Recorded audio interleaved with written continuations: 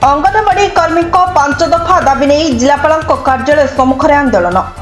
ढेंकानाल सदर मासिक दरमा 26,000 टंका 10,000 टंका मासिक पेंशन सामाजिक निरापत्ता केंद्र सरकार लगाइथिबा 4टी श्रम कोड को बातिल करने आदि 5 दफा सम्मेलन दाबीपत्र जिलापाल कार्यालय ठारे जिलापाल जरिए मुख्य शासन सचिव और प्रधानमंत्री उद्देश्य प्रदान कर जदि सरकार एप्रति दृष्टि न दियंती तेबे सेमाने आगामी दिन में अनिर्दिष्ट काल पर्यंत धारणा देबे।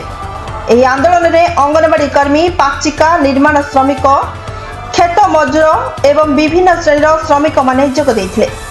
प्रथमे सेमाने स्थानीय दधिवामन मठ ठारू एक शोभायात्रा शहर परिक्रमा करी जिलापाल कार्यालय सम्मुखें आंदोलन करथिले।